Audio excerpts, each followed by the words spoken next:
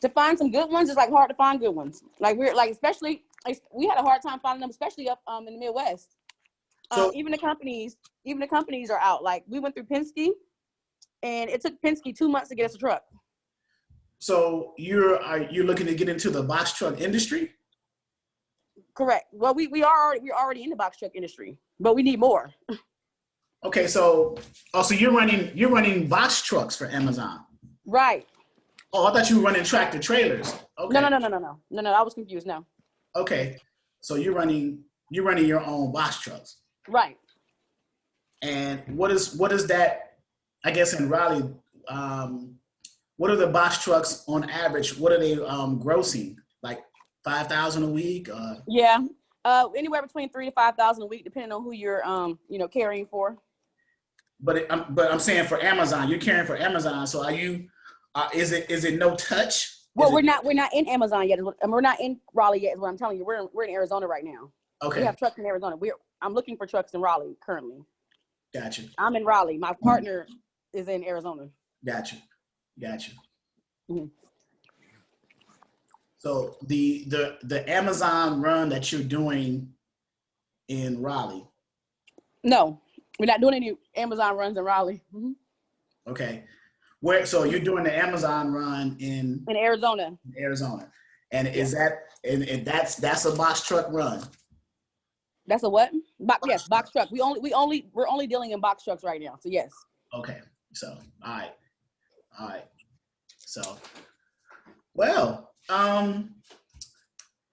so you're only dealing with Amazon. Are you looking to get loads outside of Amazon's for the box trucks? Are you just going to maintain this until something better comes along, or? No, we're looking.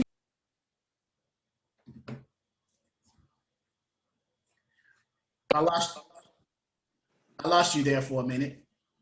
You hear me? I can hear you now. I said we're looking to get loads outside of Amazon, which is why I'm in this class. Okay. So then you probably would need to either hook up with a load board that specializes in LTL freight, partial freight, like My Virtual Fleet or Selective. Get on with them. Yeah, My Virtual Selectives is kind of expensive. I don't recommend that one. Okay. But My Virtual Fleet is. Let me explain it. Give me 1 second. Let me take this call real quick. Okay. Hello, this is Charles. Hey, Charles. I'm not good, so. Tasha, you're trying to log in? Yes, this is my first time ever doing Zoom. Okay. Let me see. Are you one of the ones that signed up, right? Yeah. Mm-hmm. Okay. Tasha Hawkins with logistics. Longevity dispatch. Right. I got an email of tdhawkins.2@bellsouth.net. Right. So I sent an email. Okay, so do I just I sign in on join our cloud? Yeah, join. You got to click join. Okay. And then it's going to ask you for a meeting ID and a passcode, and that's in the email as well. Well, it says on the screen now, it says click to open Zoom meetings. Okay. So click that or do launch meeting. Launch the meeting. It could, because do you have, I'm not sure if you have Zoom installed on your computer or not. Yes, it's right here with me. I might not. Get your drink. Get your. Yeah, you need to install it. If you don't have it, yeah, you got to install it, and then it'll launch. Or just launch it. It might launch it without having to install it. So see if that works too. Okay. Tell her worst case scenario, just do it from her phone, because I had the same issue and I didn't have time to install it. So I'm on my phone doing this. Right. So Stephanie just said you could do it from your phone as well. Join from the browser? Yeah, from the phone. Yes. In worst case scenario, she's doing it from her phone. So. All right, and we got a few minutes too. I mean, I've started recording, but we got a few minutes for people to come in. It's about 7 of us, I think. But I'm gonna give you some good information, Steph. Okay. Stephanie. Okay, and then join, find the sign in to join. Right. Sign in to join, and then you would use your meeting ID, which is in the email, and then the passcode also in the email. So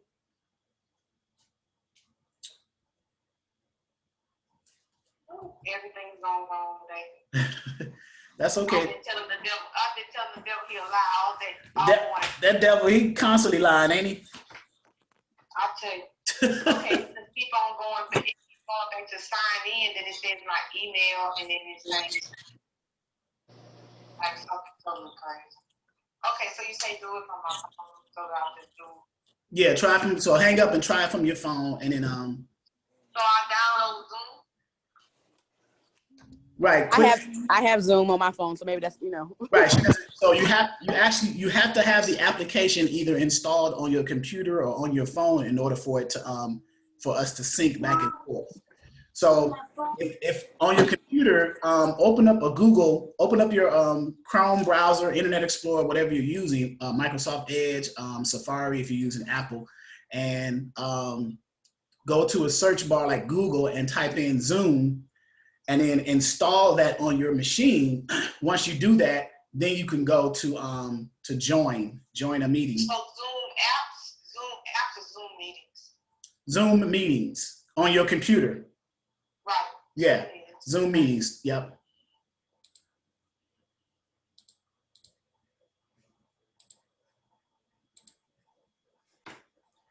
So let me share my screen. So I don't think I shared my screen. So yeah, you will go to like a Google. Yeah, I see it now. Yeah, type in Zoom. And on Google it says like Zoom video conferencing, web conferencing, webinars and stuff like that. So Right. have you downloaded it? Okay, so now you want to join a meeting.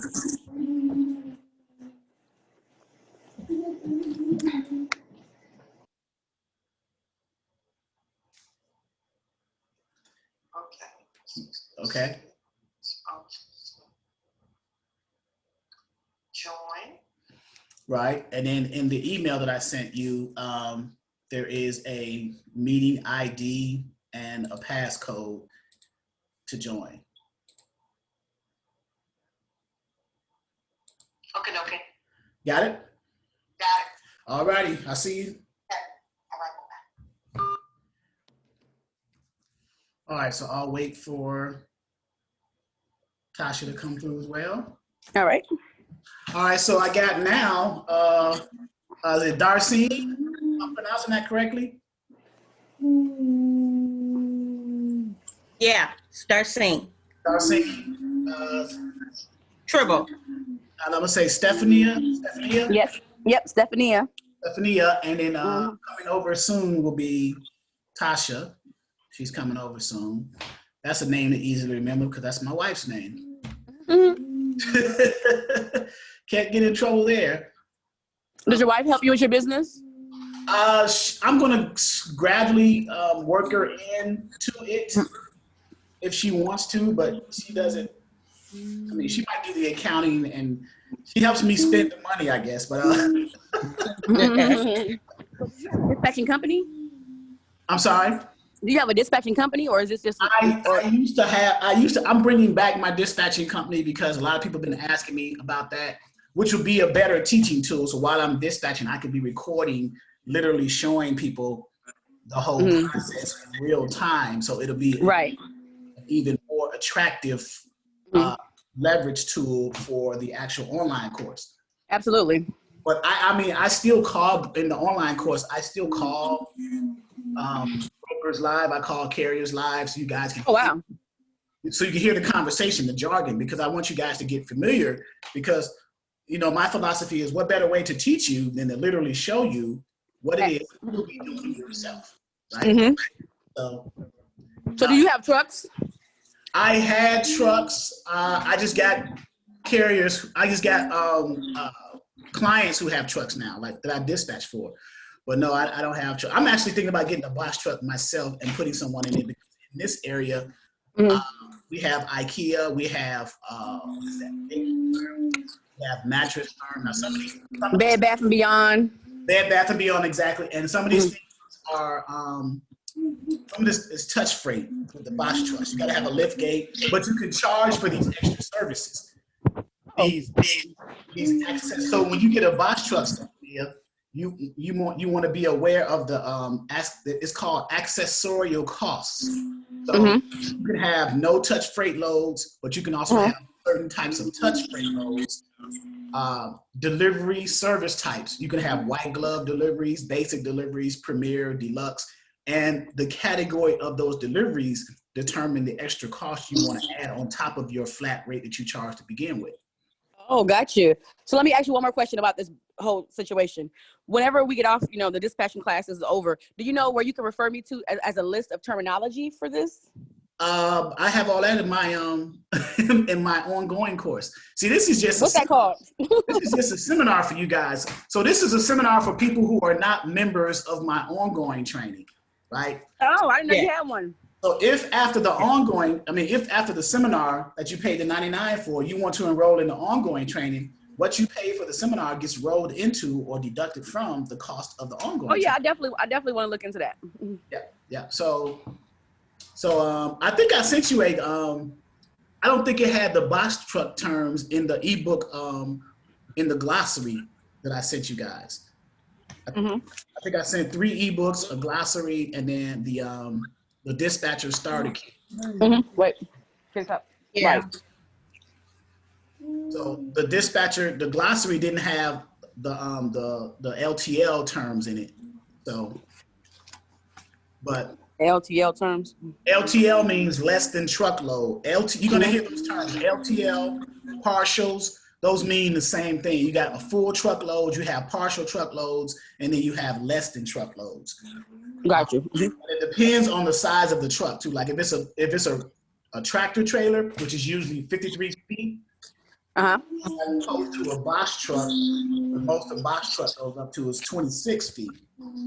So you got, 26 is half of that 53, like 52. Right.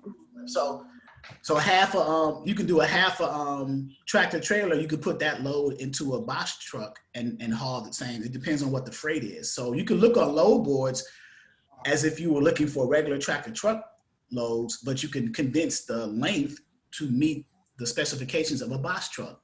So there's different strategies on doing that. Oh wow, that's interesting. Yeah, I can show you that on the load board as well. I mean, it's not a problem. Darcy, I meant to ask you too. Yep. What brought you into? I knew nothing about this until I say September, and my niece told me about this, and I started looking. I've been searching on Facebook and YouTube ever since. So I saw this class through YouTube. Okay. Yeah, this is a dispatcher 101 training for beginners. So my target audience are those individuals who know very little, if anything, about freight dispatching in the transportation industry. And you're looking for a work from home opportunity in an industry that's recession proof, as well as obviously pandemic proof at this point, because even we got a national pandemic going on, but guess what? Freight is still moving. Goods and services are still getting to and from their destinations, right? Yes. So this is a recession-proof industry. So now you just ask yourself, well, where do I find my way in this? The transportation industry, the last numbers I checked, which last month, is $1.4 trillion a year. Wow. You guys hear me? 1.4 trillion. Now, let me put that into a little perspective for you guys. 1.4 trillion in the transportation industry, which covers land freight, air freight, sea, rail, stuff like that, right? So now the transportation industry, just the trucking industry alone, is 802 billion a year. So and which is where we are focusing on. So we're not dealing with rails. We're not dealing with air freight, which is international stuff. We're not dealing with sea. We're just dealing with the tractor trailers on land, you know, dry land. So that's still, if I can get at least 1/2 of 1% of that 800 billion, you know what I'm saying? That's still, Yeah. And truck drivers, whether they want to admit it or not, they're going to always need someone to dispatch for them, especially if they are owner operators of their own truck.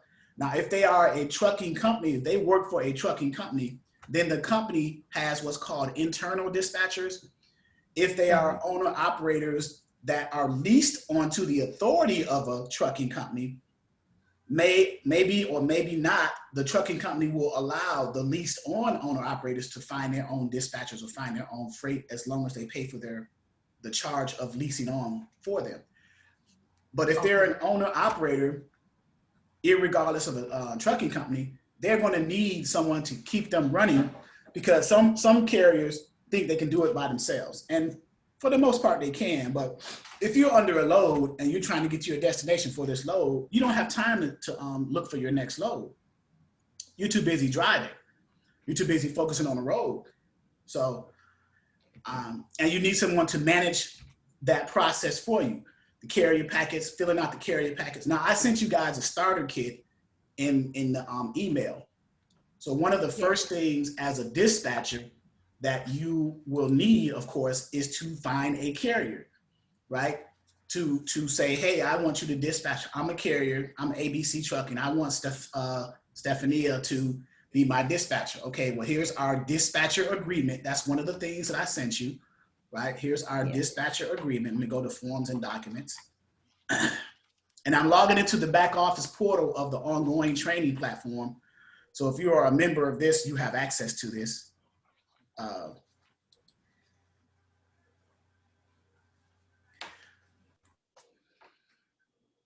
So our dispatcher agreement. Now, I sent you an older copy of one, but this is a template of our newer one. And in the dispatcher agreement, it just explains, you know, it breaks down the agreement between the carrier and the dispatcher and what all the carrier needs to send the dispatcher so that the dispatcher can effectively run their company for them. You know, running their company means booking loads, finding loads for them, and invoicing them their fee. Most dispatchers either charge a flat fee for their service or they'll charge a percentage for the load. Somebody else is calling me trying to get in, I bet you. 1 second. Hello, this is an important... Or not. So the two pay structures for a dispatching company is a flat rate or percentage of per load. The flat rate, I'm giving you an idea. So when you structure your dispatching company, if you're an independent dispatching company, you can charge a flat rate anywhere between $250 and $500 per week per truck that you dispatch for. So that, you know, irregardless of how many loads you book for them. Or you can charge a percentage per each load that you book for that trucking company. And the percentage range is between 5 and 10%. Now, what I like to say to newer dispatching companies is, if you're new and you're just starting out, you have no experience, then be fair to your carriers and charge between 5 and 7. You don't want to charge 8 to 10% and you don't have any experience. You gradually build that up. Also, too, if what I'm saying, if you guys have any questions, stop me at any time, unmute yourself, ask me to clarify something, and I will. Okay. So this is the dispatch agreement. In our back office, this is just a template for you guys to follow. If you were to enroll in this training portal, you can pretty much import this PDF into a PDF reader, edit the fields, change it to your business, and go from there. But it talks about the dispatch agreement. It talks about a little bit of a limited power of attorney. What that means is, it's just the carrier saying that, yeah, I allow you to to fill out my carrier packets for me, to get me set up with a broker, and to sign my rate confirmations for me to officially book that load. That's basically what that means. It's just in written format. Company profile is the carrier's way of telling you how they want you to find loads for them. And in your starter kit, it's called I think it's called a carrier preference form or carrier profile. Truck operations it's just the carrier's listing the type of truck and trailers that he or she has, because we have a lot of female owner operators out here too. These next four, the MC Authority, W-9, DOT, and Certificate of Insurance, the carrier, when they return the dispatcher agreement and their profile to you, it's a good idea to have them return copies of these documents to you as well, because when you book loads with brokers, these are the documents that the brokers are going to always ask for in order to set your carrier up with that brokerage and to book loads for them, okay? So it just makes sense as a business to get them from your carriers up front. Any questions so far?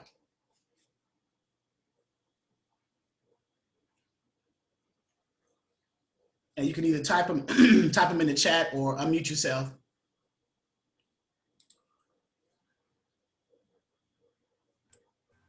I don't have any more questions.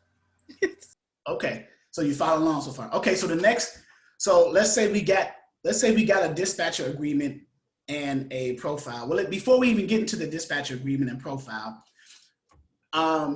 what I like to teach on this training portal is to go as an individual, independent dispatching company.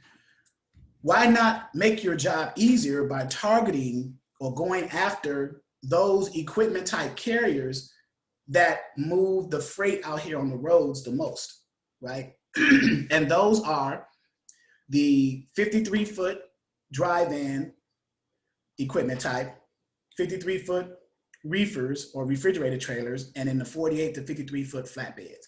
Now, let me break something down for you. You're going to see this term equipment type all the time, okay?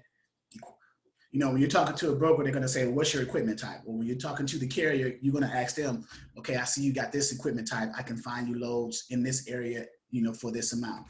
So equipment type, what makes up a dry van equipment type, reefer equipment type, or a flatbed equipment type is the tractor or the truck or the power only unit and the type of trailer that's connected to it, okay? So this is a dry van trailer connected to this truck. So hence, it is a dry van equipment type. You guys follow that? Okay. This is a reefer or a refrigerator. Yeah. You follow? Okay, so this is a refrigerated, this is a reefer trailer or refrigerated trailer, okay? The reason, and it looks similar to a dry van trailer, the only difference is it has a cooling unit or what's called a TCU, temperature control unit, on the front of the trailer. Why is it? Because what's inside the trailer, what's being hauled, what are the goods or what's called the commodity, these are the terms you're going to hear when you start off as dispatcher. So what the commodity in this trailer, whatever it is, it's being cooled or pre-cooled to a certain temperature, okay? So that's a reefer equipment. Now, if this trailer was attached to a tractor, then it would be a reefer equipment type or refrigerated trailer equipment type, okay?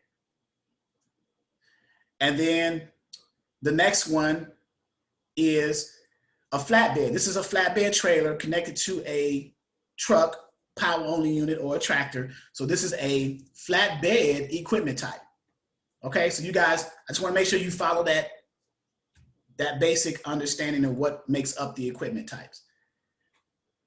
And the reason why I teach to focus on the three major equipment types, the 53-foot dry vans, the 53-foot reefers or refrigerated trailers, and the 48 or 53-foot flatbeds is because, again, these are the ones that the freight moves out here the most for.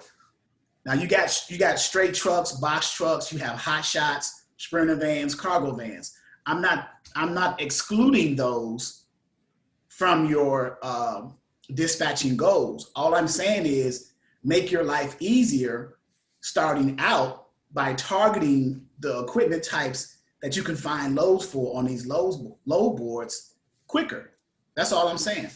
I'm not saying eliminate straight trucks, box trucks, or anything like that. I'm just saying if you coming in, why not make your transition smoother? Okay.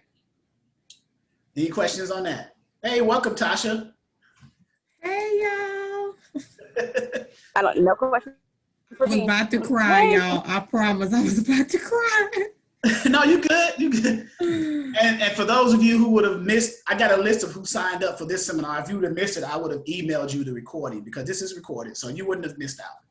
So, okay. What brought you into dispatching or wanting to be a dispatcher?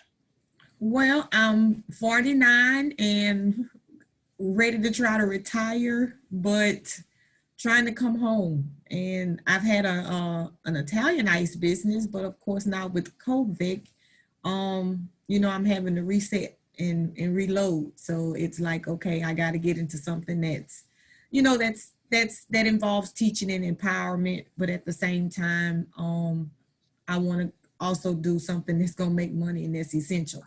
Yeah. So it's just like, okay, this is perfect because it brings me back home.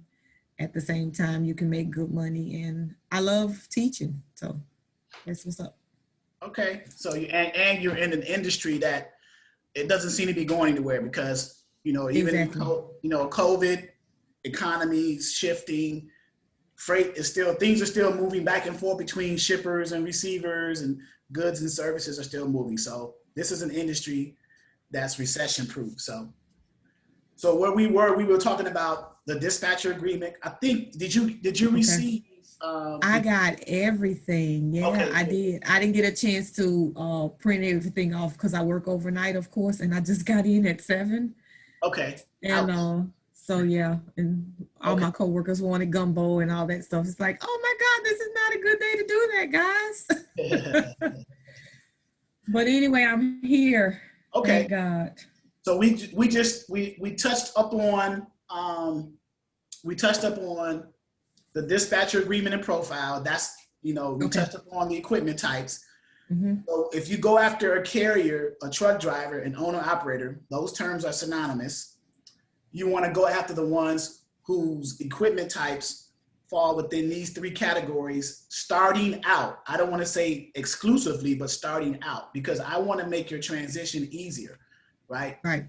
So say you get a carrier with one of these equipment types, then you set them up with the dispatcher agreement and profile. They send that to them. They fill it out, return it. They're going to return that along with the other documents that you need to book that load, which are the W-9, the certificate of insurance, and the MC authority. And if because you don't know it or not, but when you talk to them, you'll find out if they have a factoring company, then the NOA, the notice of assignment. Okay. Okay. So that's where we are now.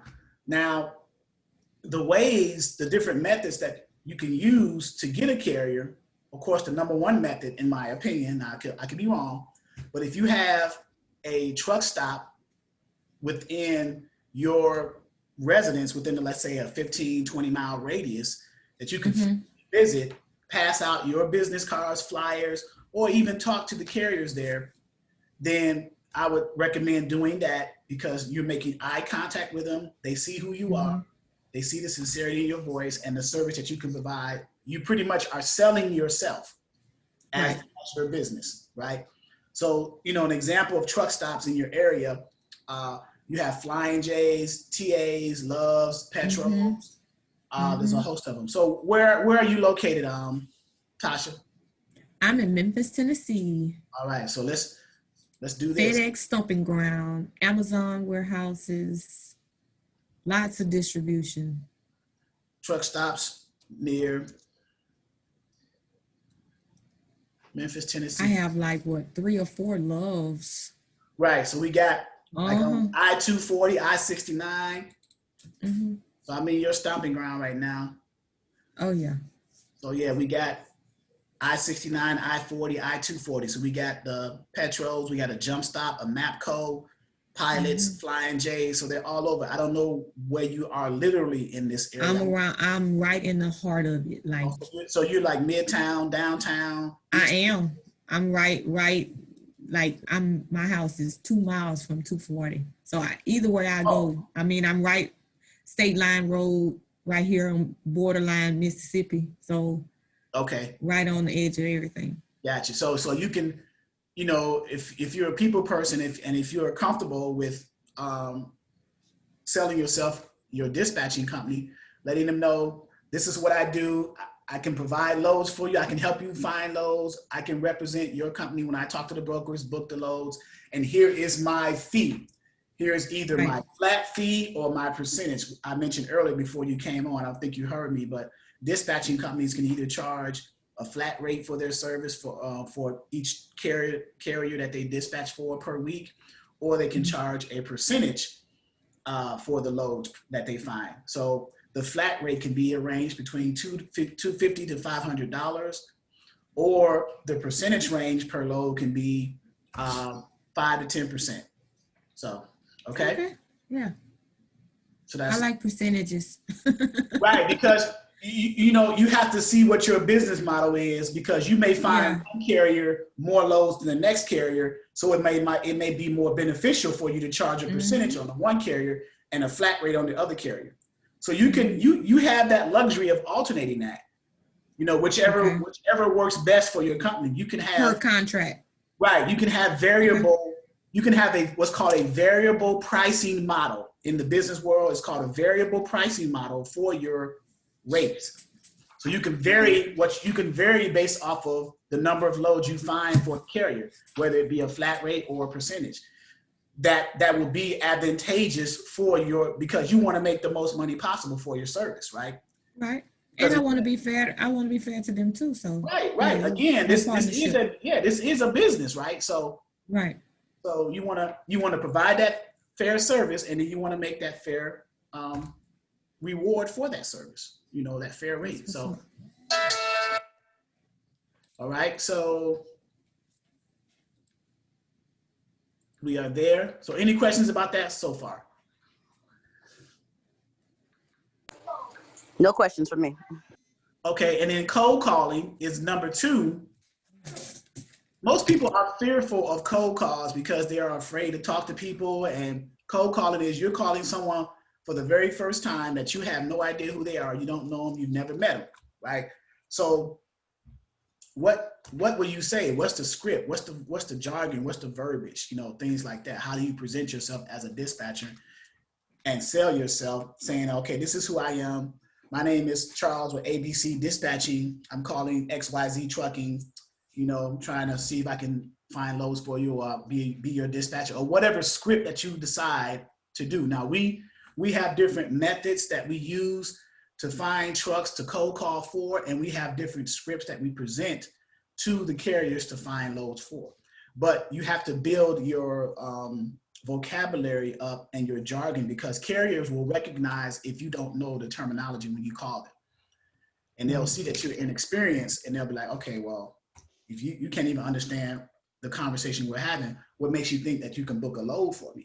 You know what I'm saying? So that's why with Dispatcher 101 training for beginners, we get you up to speed with the jargon when you talk to carriers. We get you up to speed with the jargon when you call brokers, what to say and how to say that to them.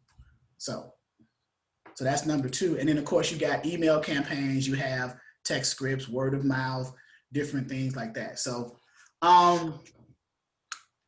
one of the, now I'm going to show you guys this. I normally don't, but I will, because this is just a seminar high level training. But one of the methods that we use to call carriers is there's a load board that's called Trucker's Path. Okay, now I'm not sure if anyone's familiar with, well, number one, before I begin, let me back up. The purpose of a load board, for those who don't know, is where carriers go to look for loads and to post their trucks as being empty and available for a load, number 1, and where brokers put their loads that they got from their customers, who are the shippers, and they sell the loads. It's a centralized database where both shippers and brokers and carriers come together and try to, move a load. So this is software that's used. And there's different types of load boards. This is one of them. The most popular load board is called DAT, or Dial a Truck, it stands for. So, Okay. all right. This load board here is the Trucker's Path, Trucker's Path. And when I first logged into this, now this is members of my training, they have access. I give you access to about 7 load boards in my back office. So, Yeah. now this is now you are on the seminar training now. You don't have access. But that's all right. I already know I'm signing up. But come on. I can't even finish this sentence. That's okay. Come on. So this load, wow, this load board here is, and I'm going slow because I know you guys.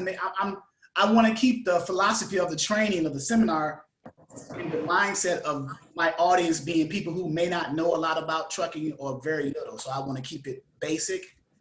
So just to be fair, I don't want to lose anyone. So when I log into this load board, which is called Trucker's Path or Truckload, I go to Truck Search. Okay, I come here, and this little gray area is where you're going to set up your filtering criteria.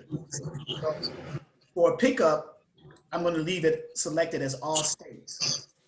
Now, if you have one particular state that you want to target, you can select that state, but increase your likelihood of finding good carriers by selecting all states. I just leave it at the default. Under equipment or equipment type, remember that term I talked to you guys about earlier, equipment types? Mm-hmm. Dry van, reefer, and segment. So I'm going to check any to deselect everything, and then I'm going to select the 3 major equipment types that we discussed. You can have other step decks, power onlys, and other. Power onlys are just the tractors themselves, the trucks themselves without a trailer. Okay, so I selected the 3 major ones, keeping with the philosophy. And then under safety rating, I'm going to uncheck conditional and leave conditional and unsatisfactory unchecked and only select satisfactory safety rating. Why do I do that? Why would I have a carrier under a dispatcher agreement with a conditional or an unsatisfactory safety rating, right? I'm setting myself up for failure because when I call a broker's going to look that carrier's DOT and MC number up, and they discover that they have a conditional or satisfactory or unsatisfactory rating. What are the chances you think of that, me booking that load for that carrier? Slim and on. There you go. So save yourself the headache. Mm-hmm. And then hit search. So now it's 100 now. It's gonna get smaller because I shrunk the criteria. So now I got, right now, 51 carriers are currently right now in real time logged into this load board, either looking at a load or making their truck available for a load right now. Okay. So are you telling me a carrier can actually post themselves in this? Yeah, because carriers have access to these. Carriers pay for subscriptions to load boards just like brokers do and shippers do. Okay. So load boards have different features and different versions. So you have a carrier. All of my load boards are carrier level versions of the load board. I don't need to have a broker level version of a load board because I'm not a broker, right? Mm-hmm. But since this is a dispatch training platform, I needed to have carrier level versions of my load boards because I want to see what the carriers are seeing. So if I'm gonna, it puts us at an advantage, right? Mm-hmm. So with the carrier level load boards, the only thing that you're going to see is it gives you the ability to search for loads and post your trucks as being available. That's it. And that's all carriers should do. Carriers should not have the ability to post loads because carriers are not brokers. Only brokers post. And carriers do not have the ability to search for other trucks. Only brokers should do that because brokers are trying to find as many trucks as they can in order to sell their loads with whom they gotten from their customers. Okay. Mm. So this is a carrier level version of a load board. And let me refresh it because we've been talking about it for 10 minutes. So let me refresh that. And I want to see in real time who just brought themselves up to the top. So 10 minutes. So now This person posted 10 minutes ago. The name of the company is Pressed Express LLC. The equipment type is a Reefer. Charles Freeman and their phone number. Now, if you notice at the end of this one, there is a drop down. So to make sure there is a drop down blue arrow for each one, which expands that particular one, right? So in my training, I teach the dispatching students or members, if you use any load board to look for carriers or any method to look for carriers, I have a website also. It's called, well, I don't have it, but there is a website that's called Safer. It's a Safer website. It's by the FMCSA and DOT. I'm gonna copy this and put the link in the chat for you guys, because it's a free website. So anything free, I'm gonna give it to you. So, all right. So the purpose of this is I want to do some additional vetting of every carrier that I look for to try to get under a dispatch agreement with my dispatching company. This is going to be your philosophy as a dispatching company. So what you do is you can search for more information, a company snapshot of any trucking company, freight broker, or freight forwarder based off of their DOT number, their MC number, or the name of the company. So if I go back, I can, let's say DOT, copy that DOT and put for DOT, put the value that I just copied in there and then hit search. And it's going to give me some more information about that company. And there are a few key things I want to show you to look out for, so you won't be doing what's called double brokering. So if you are booking loads for a carrier, you are calling brokers to do that for initially. But if you have a carrier who is already associated with a brokerage and then you call a broker to book a load, that's considered double brokering, okay? So you don't want to do that. So I don't know why it's taking, let me look up his MC number. This person exists. Okay, here we go. So Press Express, right? Press Express. So go back here. When you look at more information about the company, here are some key points to look for. Make sure that their entity type says just carrier, nothing else. If it said carrier/broker or carrier/IEP, IEP stands for intermodal equipment provider, like dealing with the ports and containers and stuff. Do not touch that carrier. Save yourself the headache. Trust me. I'll say this. I would highly recommend that you don't do it. You have the option to do it, but if you choose to do it, beware. That's all I'm saying. So entity type just says carrier. That way, when you call brokers, you are only calling them for a carrier only who is under a dispatch agreement with you, not a carrier who's associated with a brokerage. They are an asset of a brokerage. So if this was to say carrier/broker, that would mean that Pressed Express is a carrier that's an asset under another brokerage. So if you're calling them or calling a broker to book a load for a carrier under a brokerage, again, that is double brokering. That's looked upon, that's frowned upon, I should say, by DOT and FMCSA. That's the one no-no in this industry that's really frowned upon. Everything else is like, it's open season, but that's the one no-no. So, okay, so that's one. Then you got other data and information. Right here, they're MCS 150, which means when they either renewed their authority or renewed their UCR, or when they became active brand new. Well, we see here, last year they ran 769,346 miles in 2019. So that means that last year in 2019, they got their authority active, and they just renewed something in their authority on the 17th of this year. They may have had an address change, a name change, something that caused that to be there. So they have 8 trucks, 8 power units, and 8 drivers. So this is a small trucking company. Okay, what I like to offer too is I like to suggest new dispatching companies to go after trucking companies that have either 5 or less or 3 or less trucks, you know, so it won't be as much of a challenge for you as going after the larger trucking companies. Now, you want to get your feet wet first before you take on the larger trucking companies. Tiga, how are you? Welcome.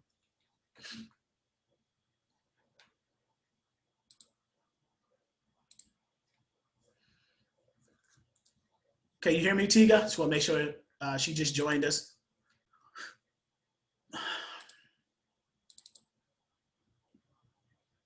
Miss Lewis, Mrs. Lewis, Tiga?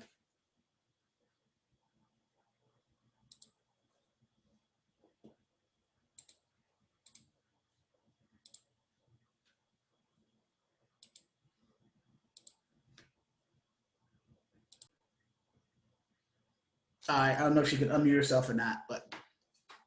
Okay, so can you guys still see my screen? Okay, so that's what I would do. This is one method of cold calling. You would vet out the carriers first to make sure that they are like five or 3 trucks or less. They're not part of a brokerage, and then they meet the safety rating criteria, drive-in, flatbed, or reefer 3 equipment type category. And then you would just call them and then cold call and then do your pitch that way.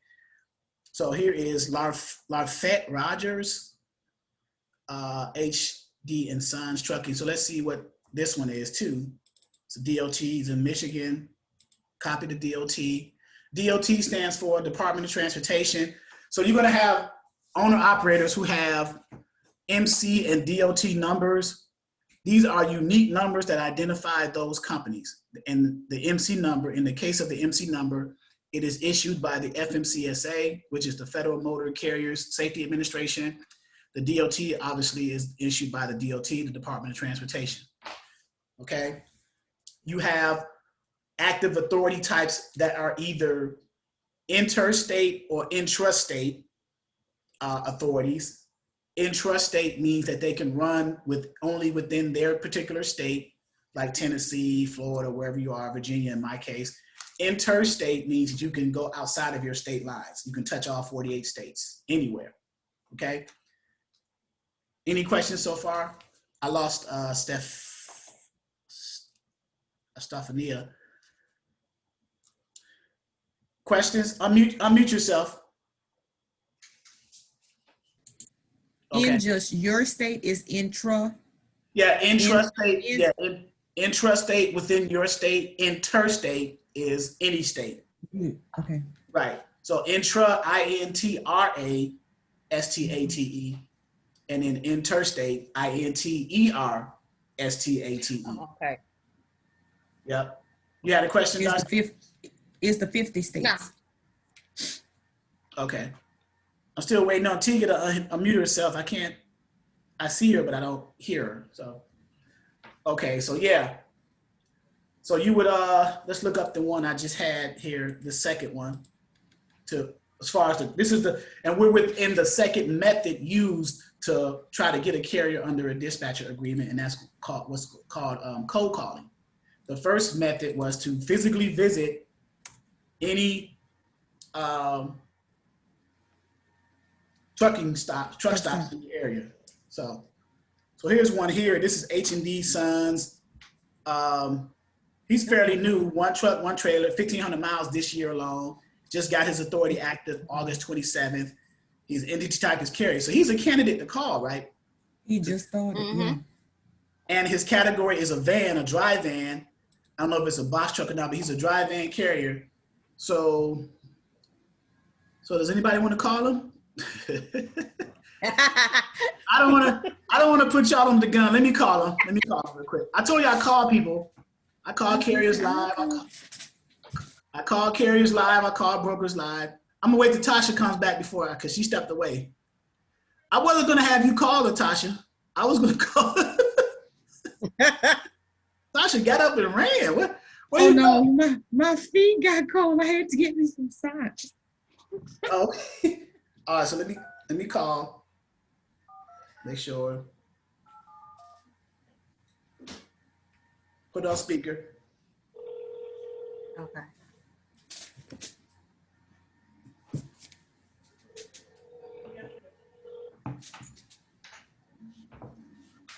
You guys, mute yourselves.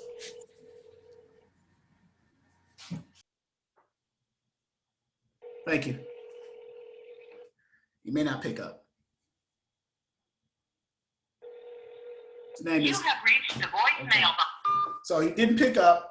His name is Larry Rogers, or it says Lafette, but the email says Larry. So he may call back in the training, and I'll start the conversation then. He drives a van, a dry van trailer, 53-foot dry van, or he could have put van as a category. He could have a box truck and just put it down as a van category. You never know. But if he would have picked up the phone, he or she, well, it says Larry, so it's a male.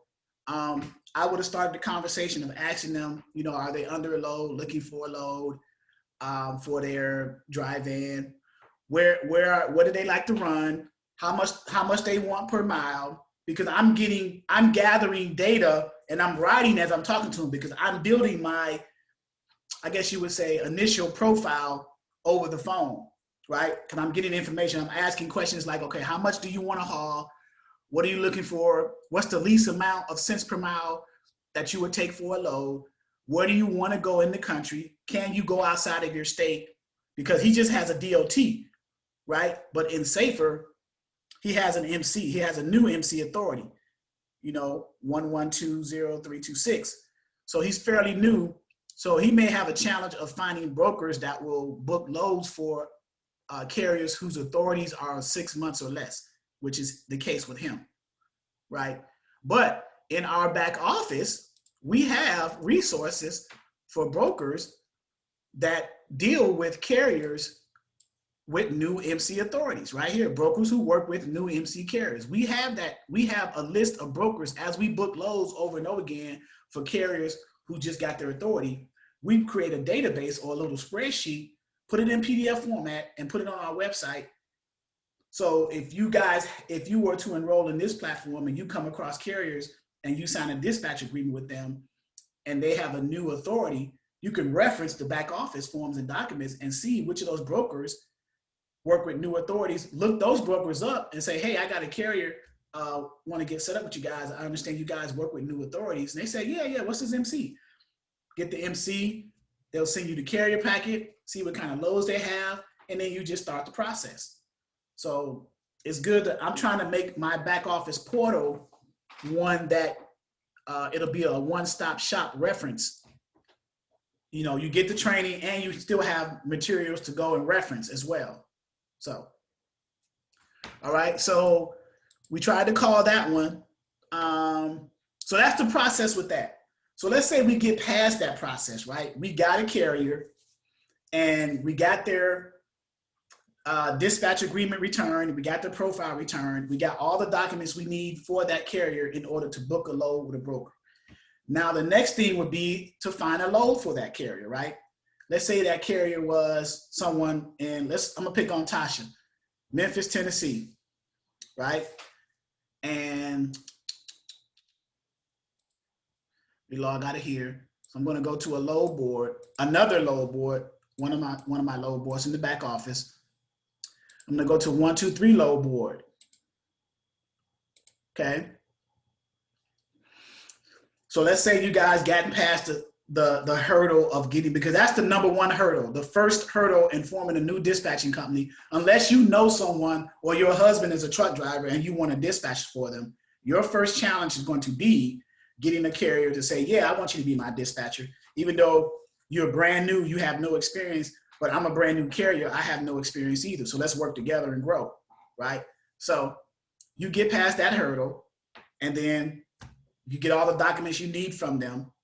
And then you say, okay, let's find a load. So let's see. So Tasha, give me of the 3 major equipment types, give me one of those equipment types coming out of your area. Give me drive-in, just which one would you want me to look up a load for? You gotta unmute yourself. We're gonna do reefer. Okay, reefers. Okay, so when you first log into 123 load board, this is the dashboard right here. You got all this availability. The first one is find loads. You can do load availability, load planner, rate check, profit, but find loads. So we're gonna go to find loads. I'm gonna shrink that real quick. And you guys can see my screen, correct? Mm-hmm. Okay. Yes. All right. So we got Tiga, Tasha, and Darcy. I need to mark you guys off here and then Kanisha was supposed to come in, but she did not. I'll probably send her the recording. Tiga, and then Stephanie was in here too. Or Stefina, I think that was who that was. Yeah. All right, so. Okay, so you said reefer, right? Mm-hmm. So this is how you navigate. This is some of the common themes on a load board. Each load board is always going to have an origin of where a load is being picked up from, okay? An origin. Each load board is going to always have a destination of where a load board is being delivered to, okay? So loads are picked up from shippers. They're always picked up from the shipper and always delivered to the receiver, okay? Okay. Another name that you may see on a rate con or somewhere in a conversation with a broker or whatever for a shipper is called a consignor. Consignor. So I'll make it easier for you. If I can type in here real quick.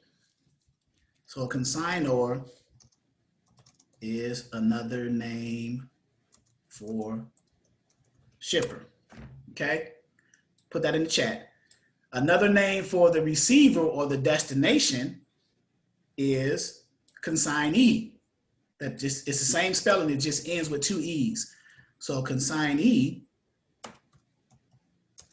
is another name for receiver, okay?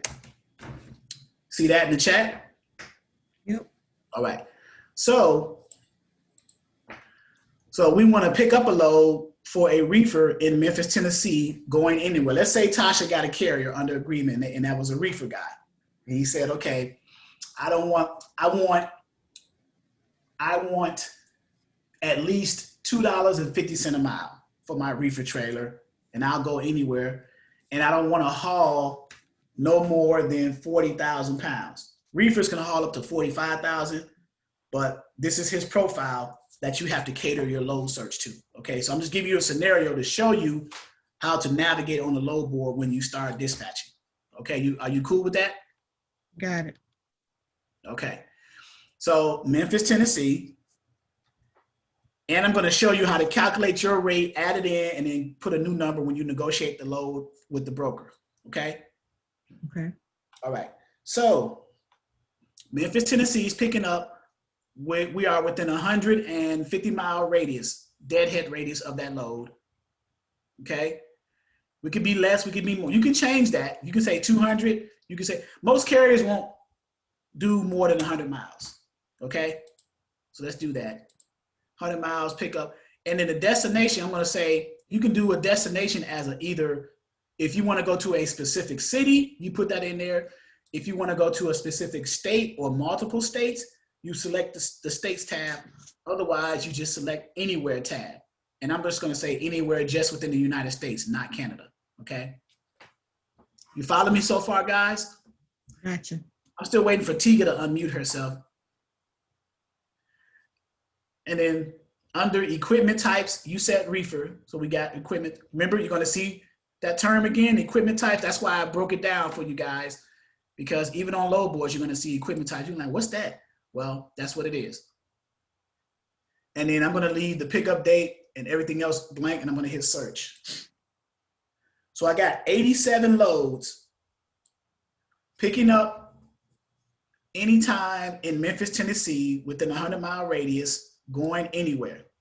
That's how you read that. 87 loads found, right there and right there.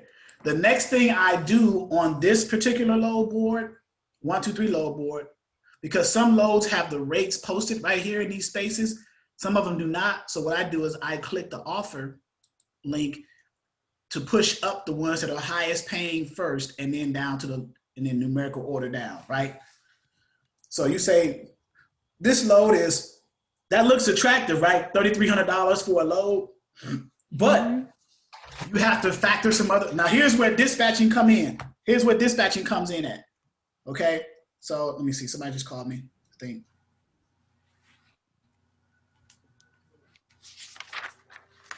Oh, that carrier called me back. I should have answered the call. Jesus Christ. Let's go back to that carrier. Dang, who was that carrier? Rogers. Rogers. Mr. Rogers. Okay, so let's, because I want to give it to you live. So let's get him on the phone. Trucker's Path. Let's go to Trucker's Path and let's go to a safer website. But I got my phone on though. The ringer should have. I don't get it. So let's go to Trucker's Path. Let's log in and see if I can still find this guy. That way you get some real-time training. So we're gonna go ahead and do that. Any states, any. Mr. Larry. Okay, Rogers. Let me see if I can find him. Right here, PND, right? So, yep, that was him that called me back. Okay, so let me call him back real quick. All right, and let's start the conversation.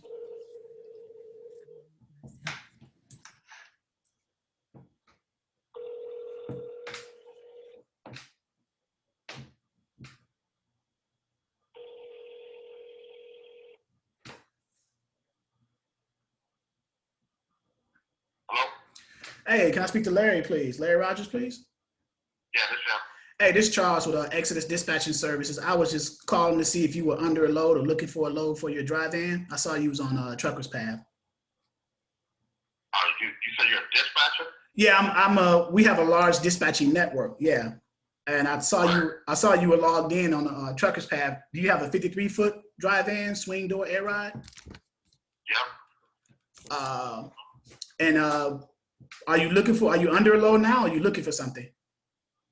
I just kind of scope out something day to day, but so what you got?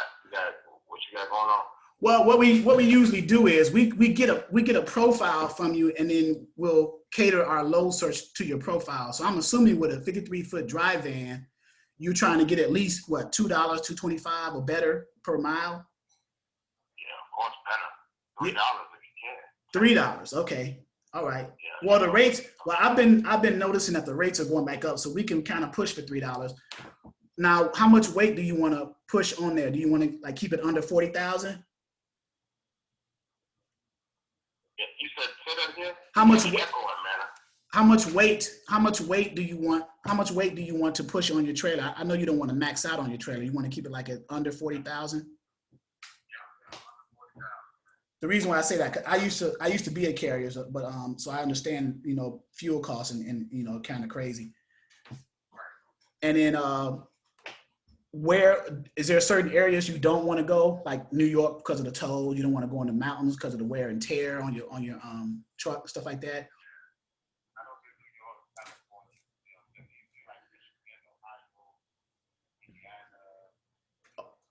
Okay, so you're in right. So you're in you're in the Midwest, which is freight heavy for dry vans, flatbeds, and reefers. Now, if I can get you to another freight heavy area with the promise of backhaul coming back to those areas, would you consider that too?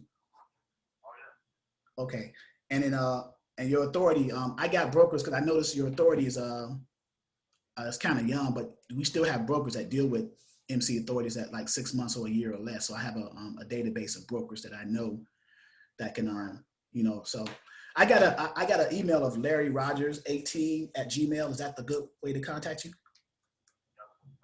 Okay, so what I'll do is I'll send my dispatching packet out to you, and we can get that process started. And then, you know, maybe we can work together. You know, I can help you, you can help me. All right. We charge 8%, and we charge that. Let me give you an example though, because most people say like 10%, and it's, even if it was 10%, I'm not pulling the 10% from you. I'm actually putting the rate, the 10% on top. There you go. There you go. There you go. All right, bro. All right. Yep. All right.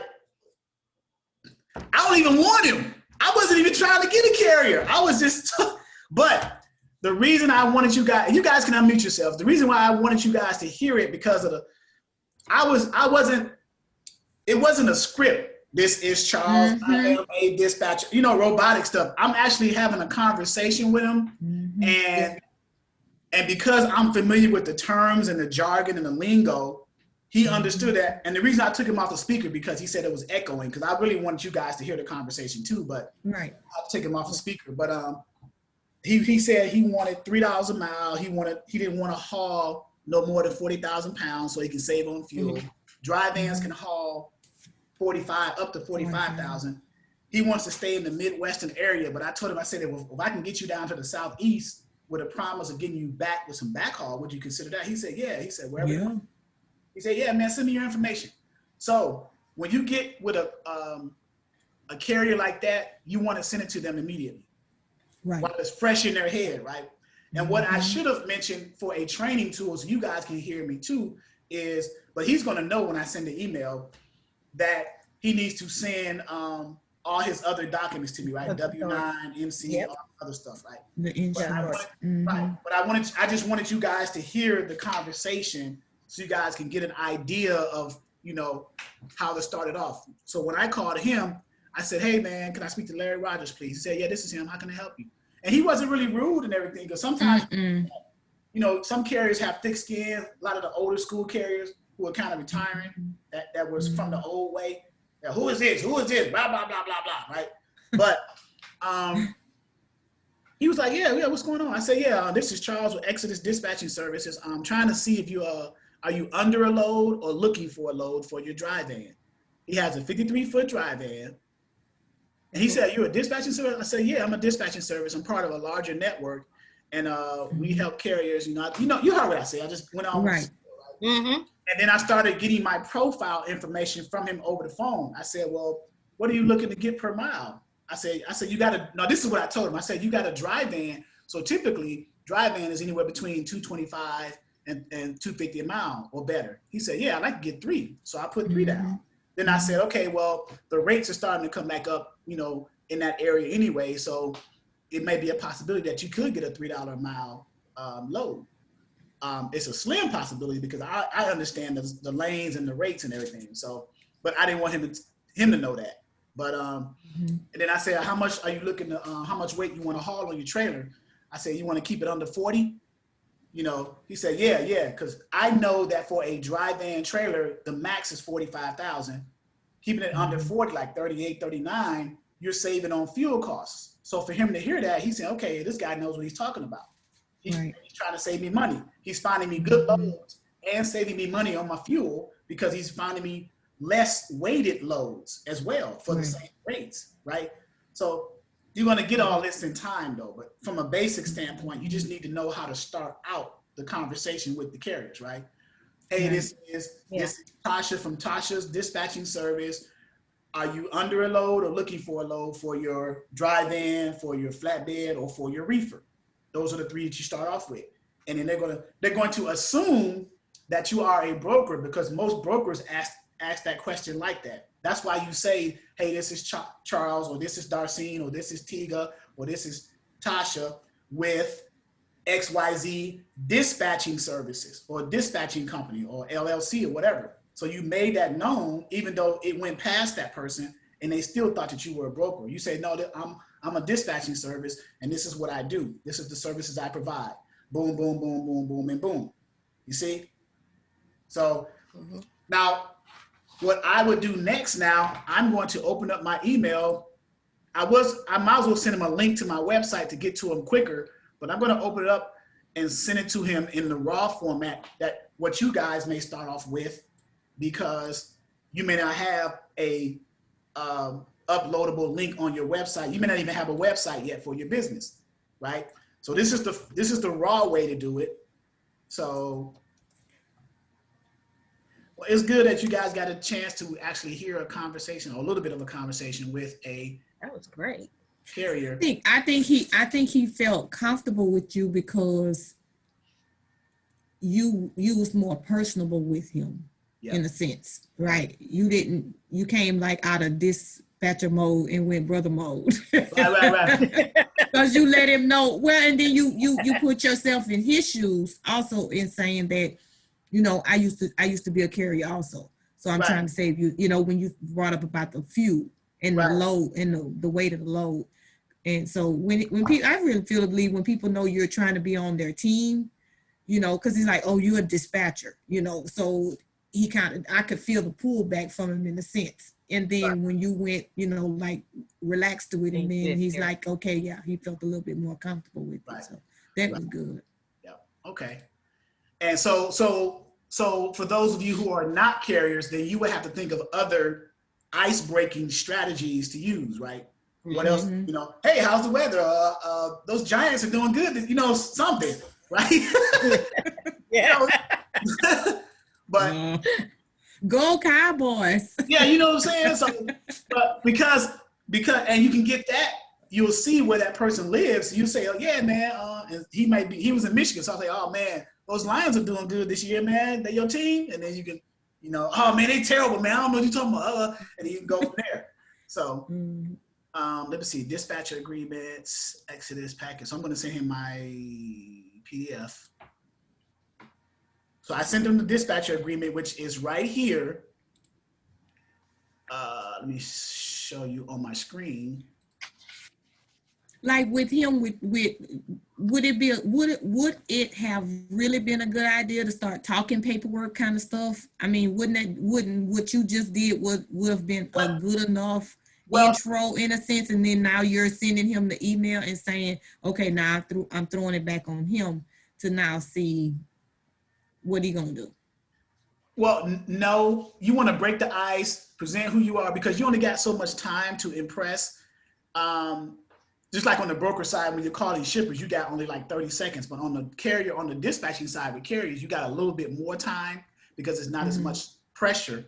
But even within the carrier side, you just want to present who you are, what you can do, and then let the paperwork speak for itself. You know, you get them, you did a cold call. Now you got what's called a warm lead after you got off the telephone because he said, send me something. Now it's been transferred to a warm lead. Now I'm going to send him the paperwork. And if he sends it back, that's considered what's called a conversion. I just converted that lead now. So, so it's that marketing process, that workflow that is going through. So to answer your question, what I did, I guess I could have added a little bit more verbiage to it, but I also recognize too, it's the weekend. He could be with family. He could be doing his reset, resting. He wanted to get that quality time with his family. So I didn't want to interrupt too much of his time. You know what I'm saying?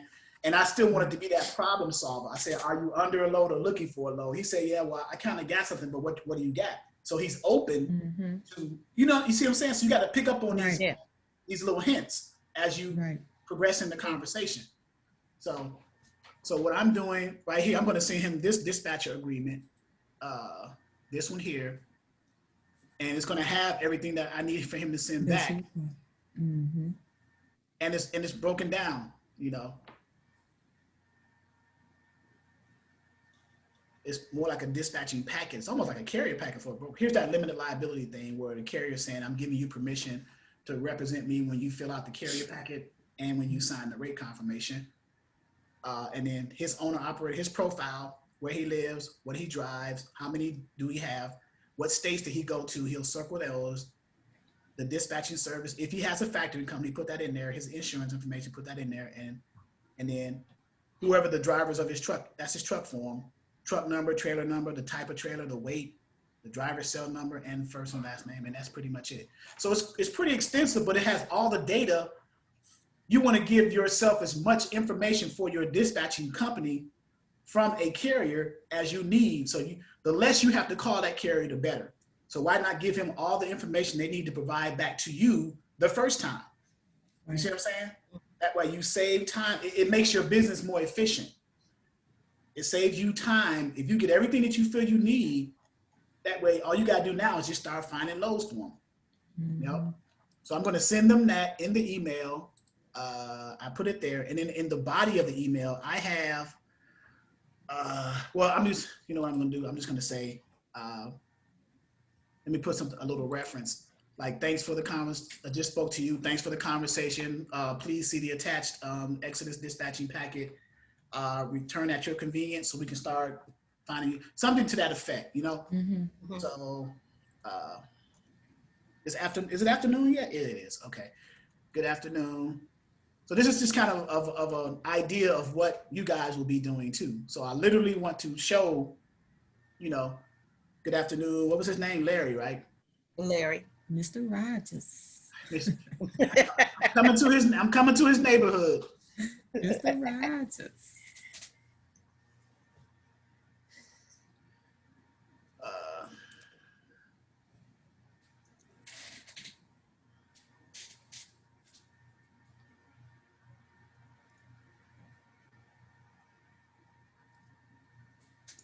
And I'm going to, for those of you who are going to enroll, and if you decide, I should say, to enroll, I will follow up with you on the status of this one. Because after you send out a dispatch agreement, you give it so many days to see if you don't get a response to do a follow-up. I do at least one follow-up.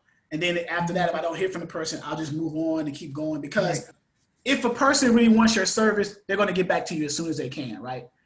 As opposed to stretching along the way. So I don't want to waste too much time following up with like a number of follow-ups. I do one follow-up, 2 at the most. If I really felt that this would have been a good fit, I might do 2. But after that, I'm not going to waste too much time because there are other carriers out there who actually really need the service. You see? And that's my philosophy behind that.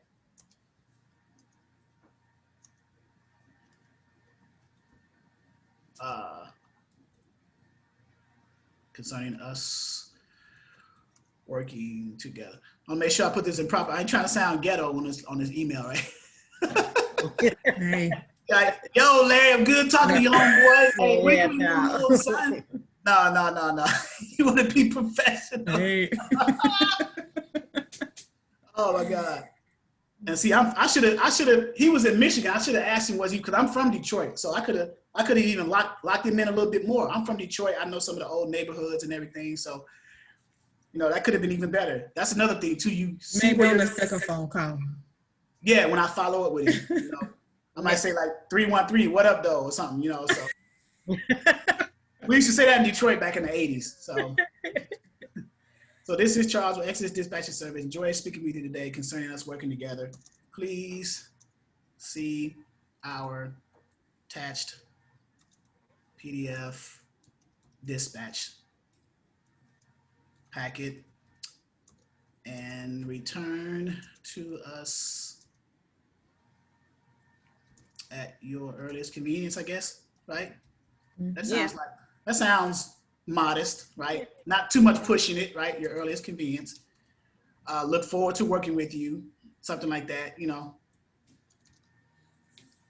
And I mean, and you could actually copy and paste this into like a little Word document and then paste it. Yeah, like a script. Oh, wait, just change like a the script. word. Just change the person name. There you go. I'm done. So look forward to working with you In your future. in future endeavors, right? Or in the future. Let's just keep it simple. I ain't trying to use big corporate 500 words, right? So I come from a corporate environment. I used to work the 3rd largest tax company in the country, Liberty Tax headquarters and the corporate headquarters, and we used to have all these big words people use, and I was just sitting in the meetings just falling asleep. Can you break that down for me? Yeah, I mean, I understood everything they were saying. All these folks was talking, and I was like, we used to have these things called stand-ups, right? The meetings they call stand-ups. But I'm like, I wonder if they're called stand-ups, why is everybody sitting down? Yeah. So looking forward to working with you in the future. And then I need to create a email template with a footer on it in the future. But I just want to show you, this is the raw email just for you guys. And then you guys already caught on of how to do that. I'm sure you've sent out emails, professional emails before. So, and that's it. And what I'll do is I'll make a note of his information here, right? I'll put his information, his MC or DOT number. And then, matter of fact, I'm not gonna even write it down. I'm gonna take a screenshot of it and save it here. And save it on my desktop as like potential carrier to today's date, 24th. Potential carrier or something like that. That way I'll remember it. And there you go. That way I don't have to worry about it now, right? And then I dated it for today. That way I can reference it a few days later and do a follow-up with Larry and say, hey man, did you receive that email? What'd you think? Are you still looking for a load? Even if you don't find a load, or even if you found a load this week or this weekend or for next week for your weekly schedule getting started, maybe we can work in the future. Maybe I can help you find loads, backhauls, or whatever. But I need you to send that dispatch agreement back so we can get started. So, right. And he even asked, how much you charge. I said 8%. And I said, that percentage it'll be on top. I won't take it from your pocket. I will add into the rate, which is what I was going to show you guys. Negotiate that. Right. When I was going to show you guys on the load board. So I just sent this. So let me get out of here. I'm glad I missed that call and then I called back. So that was a blessing right there. So that's what I was going to do next. So let's say, for example, we get Larry and he is a drive-in. So let's do Larry real quick. Let's pretend that we have Larry under our belt. So let's go back and edit our search. Let's change it. He was in Michigan. So let's say Detroit, Michigan. And he wants to go anywhere. He said he wanted to stay in the Midwest states. So I'm going to put Midwest states, Michigan, Ohio, because you can select the tabs by the states, city, states, and anywhere. And you can select multiple states. So he wanted to stay in the Midwest, which pays pretty good. So I'm going to, not too far, Kentucky. And then I'm gonna put some Southeast states, right? Maybe Mississippi. So, and then he's not a reefer. He's a 53-foot van, okay? So I'm gonna hit search again. This 87 is gonna change to 171. Ooh. Right, Okay. ooh, exactly. So, now I'm gonna hit the offer again to put it in the order of highest paying to lowest paying. So 1,800, 900. Also too, let me go back because his criteria, remember, let me go back. His weight was no more than 40,000. 40,000. Right? Mm-hmm. And he wanted $2.50 a mile or better. But he said $3, but I know for a fact it's going to be a challenge at $3, but I'll see. So I'm going to redo that. So that 171 is going to change to something a little bit less, 48. Because I put the weight. The weight. Right, 40,000. So instead of having 171 and have to cherry pick only for the ones that had less than 40,000, I just put a weight criteria in there and gave me the exact hit, right? So I'm gonna hit offer again, and now we got these. So I got one going from Leipzig, Ohio, which is 99 miles from Detroit, a deadhead. That's fine. Going to Tennessee, Cleveland, Tennessee. Okay, that's not bad. That's not bad. And it's going 484 miles, $1,300 is paying, 37,000 pounds, picking up today from Coyote. So if you click this anywhere in this open space, it's going to open up that particular load and give you more data about it. This one is paying $2.69 a mile. Mm-hmm. That's not bad. I would call him back and say, man, I got a load today, leaving out of Ohio, going over to Cleveland, Tennessee, 484 miles, 37,000 pounds. It's paying $1,300. He'll probably jump on that. What's the pickup time? What's the pickup? Okay, pick up tomorrow. No, it picks up. So it picks up today. It leaves out today. You got today. So you would call the broker. You would call the broker Coyote and ask them, hey, I got a driver. Do you have any of those loads available for Monday? I got one for today, but do you got one for Monday? Matter of fact, if it picks up today, that's Saturday, let's call them and see if they'll pick the phone up. Right? So we call the carrier. Now let's call a broker. Why right? not? Let's go for it. We hustling for Mr. Rogers. Okay. Come on, Mr. Rogers. Let me Gotta get. let me open up. I gotta open up Mr. Rogers' information so I can get his MC, because I know the broker's gonna ask for it. So I needed to get his MC to see if he's already set up with them or not. So I got a 3445713. So I need to look him up on Safer to get an MC for him. Give me 1 second. Can you guys see my screen? Yes. 3445713.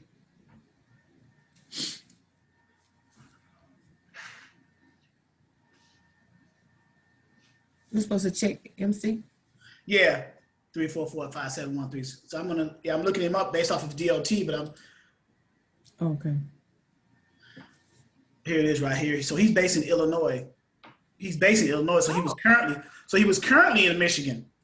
So he was up on load. So he was in Michigan, probably empty. Under a load. Yeah, he's probably under load now, waiting to get in. So he's probably doing his reset sitting in his trailer. But I got his MC 1120326. So let me call Coyote real quick, and you guys can stay unmuted and hear the conversation. So you call the number, you reference the load ID, and you call the extension. So this is how this works. So you got it. So you're past the point of you got a carrier. You just found him a load. So let's call Coyote. This is live training.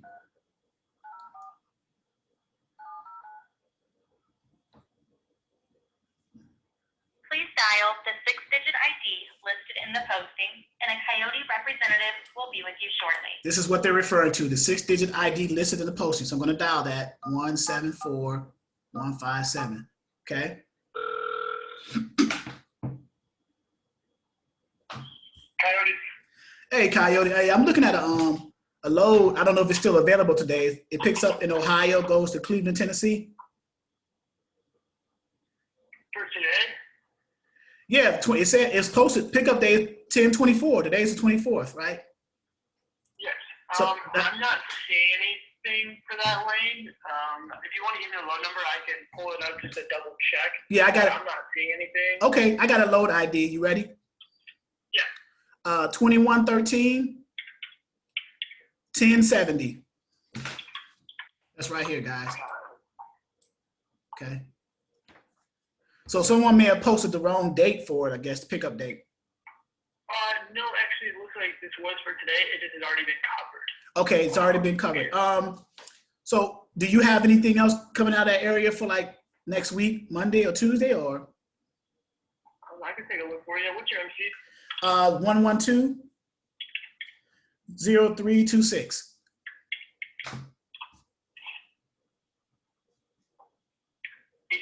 Trucking? That is correct. And then where will the truck be empty that you're looking for? The truck will be empty in, I would say, within about 30 miles of where I was looking at that load at, in Leipzig, Ohio.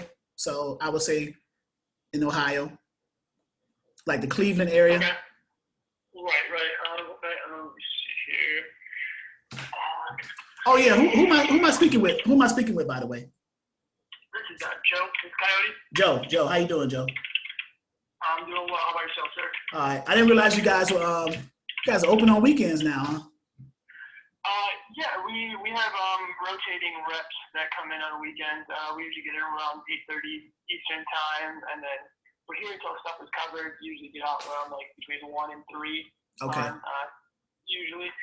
So yeah, we're not like full staffed or anything like that right now. It's just we feel like volunteer, like, you know, a few shifts a quarter, so. Okay. So are you looking to see what you got? Yeah. So you'd just be looking for like Monday then, coming out of Cleveland? Yeah, Monday, maybe Tuesday the latest, depending on the hours of service. I need to check with the driver to see how much hours of service he may have for Monday or Tuesday to see if he can pick up. Okay. And then where would you be trying to send the truck? Anywhere that's paying well. I want to stay in the freight heavy states that has inbound and outbound. So the Midwest, maybe the Southeast. Don't send me to New York because I hate the tolls and all that other crap. Send me places where I can get good backhaul out, right? So freight heavy inbound and outbound states like the Southeast. if you keep me in the Midwest, I'll be happy. Ohio, Michigan, you know, those Midwestern states, and maybe over to Texas. Texas seems to be good for dry vans. Yeah, Texas is doing well right now. Yeah. For Monday coming out of the Cleveland area, I mean, I have some stuff going for like, I have one going to Oklahoma, which wouldn't be too bad.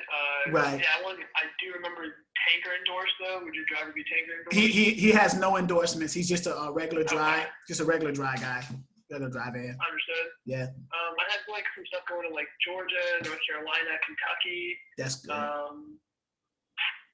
And then let's see here. Those are good. Okay, and then I would say I also even have like a Pennsylvania to Texas. I'd pick up like 100 miles away. Right. These. Right. And that's our maximum deadhead to pick up a load. If it's paying well, we'll try to pick it up. If it's not, then we won't. I mean, it's just the nature of the business. Right. Let me see here. This is Ohio to Georgia I have. That would be relatively close. Picks up at 1 p.m. on Monday. Okay. We'll be delivering 9 a.m. on Wednesday. That's not 650 miles. Not bad. So I mean, it's kind of pushing that. Kind of pushing that 2-day transit. Right. Sort of. But it delivers 9 a.m. on Wednesday. About 44 on the weight. Looks like just bins of product. It's going to be palletized, but it doesn't really specify. Oh, it's up for like Toyo tire. So whatever the product is, it will be binned and palletized.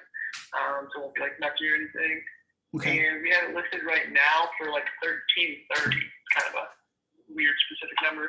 Yeah. So okay, I missed a few things. Let me ask you a question real quick. And I just didn't hear you. What was the loaded miles? About 650. 650. So at 1330, 650. So that's a little over $2 a mile. Correct. Okay. All right. And it's 44,000 on the weight. And you said the commodity was some tires banded on pallets. You said? It doesn't really. It just says it's like saying plastic something in bins. So like. Okay. Yeah. I got you. I understand exactly what you. Yeah, and then it'll be palletized too, so it's not like it's going to be anything crazy. Right. And we have that one. Like I said, that's we have that listed for. I had like Ashland, Ohio, picking up at 11 a.m. going to Charlotte, North Carolina, the following day. Okay. So that would be, it's like a next day delivery, 6 a.m. to 6 p.m. First come, first serve. Okay. That would be lighter, about 29,000 pounds. It'll be dry food, and then 480 on the miles, and we have that one listed right now at 1350. Now that's better. 1350 at 480. I'm just doing the math here. 480. And what was the weight on that one? That one's gonna be lighter, about 29,000 pounds. Oh yeah, that's real. That's under his weight because he don't want to haul more than 40,000. So that's a good rate. $2.81 a mile. It's under the weight, so that's something that I'm gonna run that by him so he can consider it. Okay. Do you have so this is your direct extension? Could I reach out to you, Joe? Actually, no, that was not a direct extension. That was just an extension to get you to a carrier rep. I can give you my direct number if you want to reach out to the driver, talk to him, and then give me a call back. Yeah, certainly. Okay, my direct number is going to be 423. Okay. 385. Okay. 3712. And that's direct, no extension. That's direct line? Correct, sir. And what was your name? My name is Charles. All right, Charles. Yeah, that's my direct number. No extension needed. So if you want to talk it over with your driver and then just get back with me and let me know. All right. Thank you. Yeah, no problem. All right, appreciate it. All right, guys. What do you think? Think you guys can do something like that? That's a good deal. I would go with the second one, of course. That would definitely motivate Mr. Rogers. That would that 281. Right. Yeah. But because the weight is 29, so he's saving on fuel. And to whereas it's not $3, you're saving on fuel at 281. Right. So do you understand how to figure out how to get that number? Mm-hmm. You take what the rate is paying and you divide it by the loaded miles per mile. Right. Yeah. Now remember, let's do an example of that, right? Let's keep on this. Of course, I'm not going to call him back. I just want you guys to hear the conversation, right? Mm-hmm. So to get an idea if there's something that you guys can do. You guys can do this. This is easy. I got it. Yeah, you guys can, trust me, you guys can. And my platform is, I got all the resources back here that you can reference it, but I mean, you guys can do it, trust me. So let's stick to this theme right here. So 1,300 so you divide that by, so 1,300, right? So now, are you guys gonna do a flat rate or a percentage for your dispatching fee? Percentage. Okay, so Tasha, what's the percentage? What's your percentage? My percentage starting out would probably be between 7 and 8. Okay, so let's say 7. So let's say 1,300 times 7%. So I want to show you how to add your rate on top and then renegotiate that rate to the broker. So that's $91, right? So $1,391. So let's round up to $1,400. So now when you call Joe back at Coyote, and let's say you wanted this particular load, even though this one was covered. See, you're going to get cases like this too. This load was gone, but they left it on the load board. They didn't take it down from the posting. You see, sometimes brokers just forget, or they just do it to try to bait and switch kind of thing. But if you notice, I took control of the conversation, right? So 1,300, and then you put your 7% on top, $91, round up to 1,400. That'll be the rate that you quote to the broker. And he says, well, we're in at 1,300. I said, well, my driver can do it for 14. He's empty right now. He's within 5 miles of this pickup. He can get it right now for 14. A broker's going to take that because he needs that load moved as quick as possible, right? So, and you're empty within 5 miles. Come on, extra $100. He's not going to. Right. You got to be ridiculous. So 1,400. The new rate per mile now will be 1,400 divided by the loaded miles, 484, is 289 in this case. I got my calculator going in the background. So, and that's how you do that. So what questions do you ladies have? And I mean, pertaining to that, nothing is, that's right. pretty good. So we covered getting the carrier under dispatcher. We actually sent one out live to a carrier. I wasn't even expecting to do that today. I was just going to give you guys high level training, and then, if you guys decide to join this platform, just have you roll. I'll send you an invoice and roll it over, and set you all up for the back office access and all that stuff. But I didn't expect to call the carrier live, get them to send me an agreement. I wasn't expecting today to call a broker live, have a decent conversation with the broker where you guys heard the verbiage and the conversation. The broker always going to ask you, what's your MC number? So he looked me up, and he didn't notice. He didn't say, hey, you're not set up with us, but that's okay. Let me send you a carrier packet. So Larry Rogers must already be set up with Coyote. I'm pretty sure he is, because Coyote is a large company, and Coyote is one of the brokers who take carriers with a new MC. So they're in our spreadsheet, our database, our PDF. So everything worked together for the good, right? That's right. Yeah. So look at God. Hallelujah. Hold on, Mr. Rogers. We pulling for you. Not God, but God. God, yes. A-U-D. God. We root for Mr. Rogers. We got to get him moving. There you go. He and our bunch. We all on the low ball. We're on the low ball. We got to come on with Mr. Rogers. We got to root for him. So you pretty much got some real live training today. I was just going to give you high level stuff, but you actually got into the meat and potatoes of it, and that's what's up. So and you seen the verbiage between the carrier, and you're going to get that over and over again, and the references in the back office portal as well. So it just doesn't stop here. You'll get that in your training materials. That was just a starter kit for you guys, just to give you, an idea of what to expect from a basic level, from a foundational level, and what to, how to get started and stuff. And then the eBooks helps you with the terminology. The glossary helps you with the terminology. And then I think I put my contact information here, but I didn't, I will. So yeah, I mean, it's not hard, but it is work, right? It's work to it, but it's not hard work. Yeah. You gotta stay at it, And some days are not going to be as easy as today.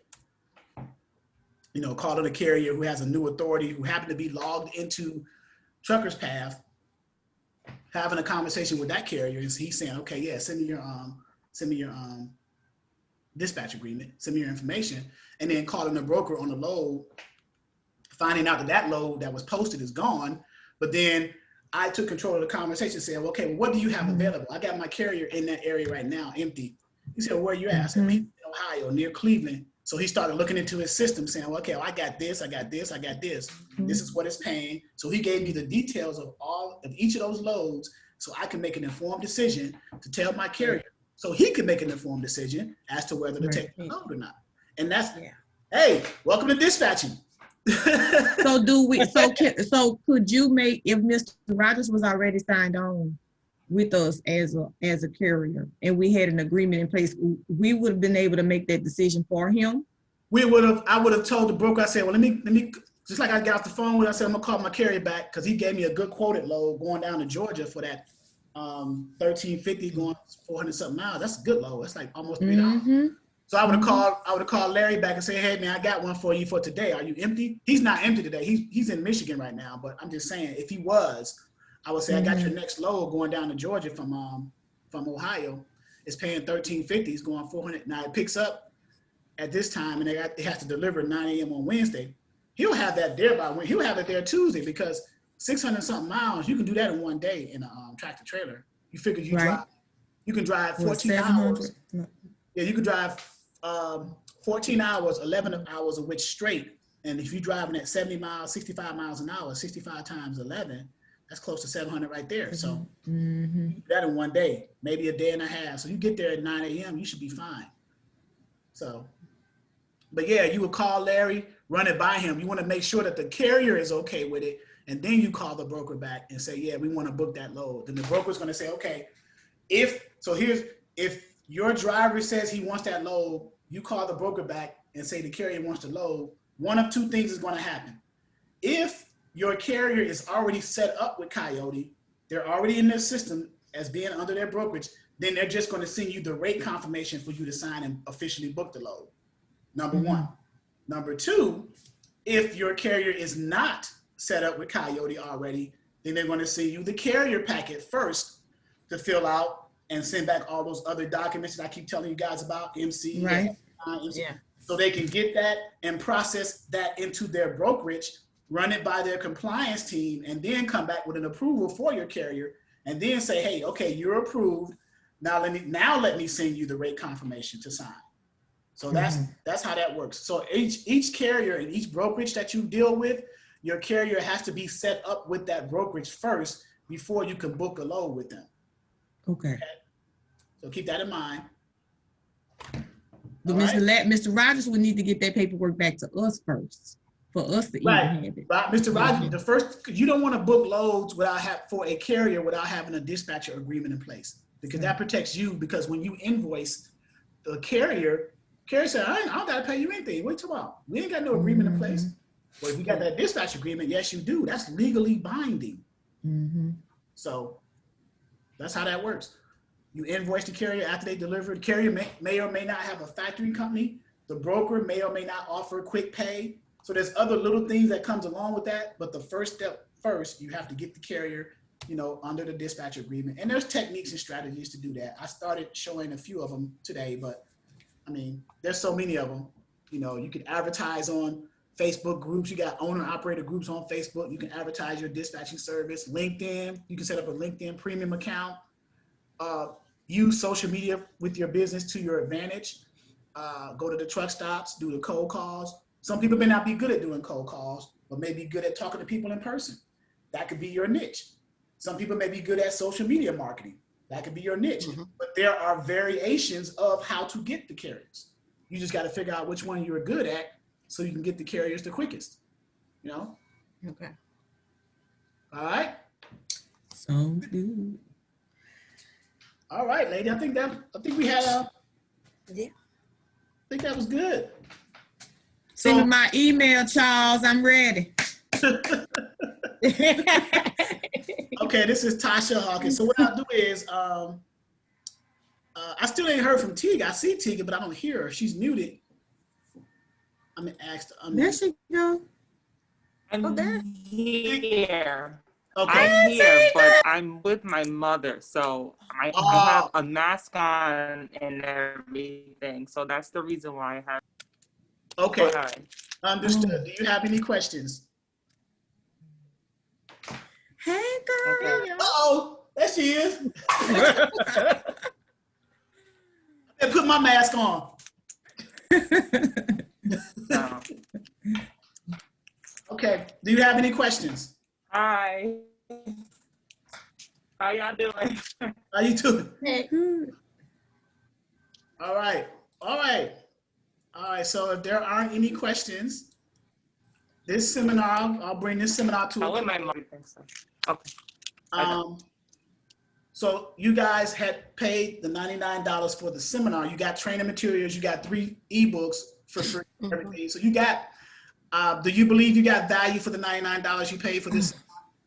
Most definitely. Yes, I got Wi-Fi. Oh, yeah. Yes. Yes. All right. That's all I want to do. Are you guys part of any Facebook groups? I think you guys either found me on YouTube or Facebook or something. It was YouTube for me. There was Facebook. Yeah. So whatever group that was, just let them know that, the seminar was okay, everything was good, or just provide some feedback if you don't mind. I'm trying to build my brand on social media. I was kind of apprehensive about messing with social media, but I realized that you can leverage it from a marketing perspective. So, I used to think social media was just like little kiddie stuff, high school stuff, but now I'm seeing people are actually leveraging social media for their business. So, but for those of you who are enrolled and you are considering joining this platform, if you do, I can invoice you the remainder of, because the cost of this ongoing training on the screen, if you can see my screen, to enroll in this is $299 single member. You guys paid $99, so I can roll that into that cost or deduct it from it, if you will, and then you'll just pay the difference. And then what you get with that is you get the live trainings twice a week with me on Wednesday nights at 6 p.m. Eastern and Sunday mornings at 11 a.m. Eastern.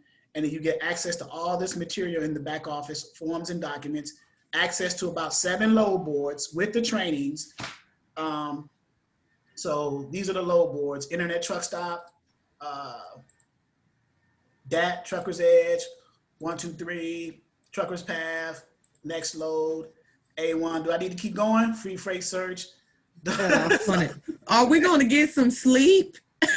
Yeah. And see, this is all those load boards. This is an ongoing training. So you are in, once you enroll, you are in it forever. You are in it for as long as you need to be in it. Even if you were to get out of it by writing me and saying, hey, Charles, I got dispatching down. I'm good. I'm going to go ahead and just take the training wheels off, right? So then you still will be able to access it as a point of reference. You see? So once you enroll, you still be able to access it as a point of reference if you were to get out. When you're saying a point of reference, does that mean we're actually going to be able to book loads off of those? Of course, yeah. The load boards you have access to, you're booking your own loads. I'm just giving you access to the load boards. Or you could do it this way too. Let's say you get your own carrier under a dispatch agreement. You can purchase your own subscription to a load board using your carrier's MC number. And then you just have your own personal load board to yourself. And you don't have to worry about the other students logging into the same load board with you at the same time. You see what I'm saying? Okay. But to start off, you got 7 different load boards to choose from once you enroll here. So you get back. I mean, I guess my thing of it is like, I don't think I would really care if the other students chiming in are.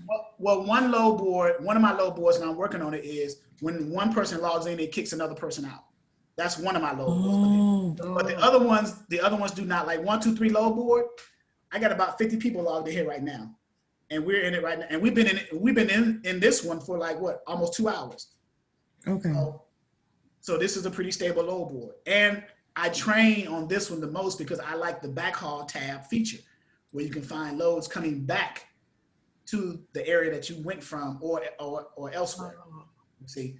So okay. What else? You get when you enroll, now it is a subscription-based membership. In other words, you enroll, your enrollment date, 1 month after your enrollment date, there is a $19.99 monthly subscription to maintain access to the back office resources and tool, because I'm constantly changing, updating, adding to and taking away from as the transportation industry changes. So to help me realize that you guys have skin in the game, I had to charge something for that, right? Right. So I figured $19.99 per month, and you pay that 1 month after you enroll. You don't pay it as soon as you enroll. And as soon as you enroll, you get access to everything that day. You don't wait till 1 month to get access. You get access as soon as you enroll. You see? Wow. Just wanted to clarify that, because some people asked me questions about that a while back, and I had to make it clear. We talk about business setup, how to properly structure your business, LLC, EIN, what agencies to go to fill that stuff out, booking loads, invoicing carriers, tools and resources. All of the training videos, the ones I don't put on YouTube and that has more value to our platform for the members, are here. So what you see on YouTube can either be the same or different in the back office. Okay? Cool. So, and then we got tools and resources here. And this is a lot of stuff in here too. This is a good resource right here, this NTTS. So if you got a truck driver who has something that breaks down, his truck breaks down and he needs something, you can reference this, and then all this trend lines, truck route. There's so much stuff back here. There's so much content. I get calls from other trainers saying, why am I charging so cheap and I'm giving out so much stuff? So, but that's fine. God is good and he will continue to bless you. When he know he can trust you, he will continue to bless you. That's right. I don't care what nobody says. Today ain't Sunday, is it? It's Saturday. It ain't gotta be, baby. He good every day. He good every day. Don't start me. Come on, Pastor Hawkins. Come on, baby. TD Jakes Hawkins. Come on with it. All right. Yep. So yeah, the blessings will come. I just enjoy. Most definitely. I just enjoy getting value, and my blessings come where I see that what I'm teaching is actually working for the people that received it. Mm-hmm. That's all I need.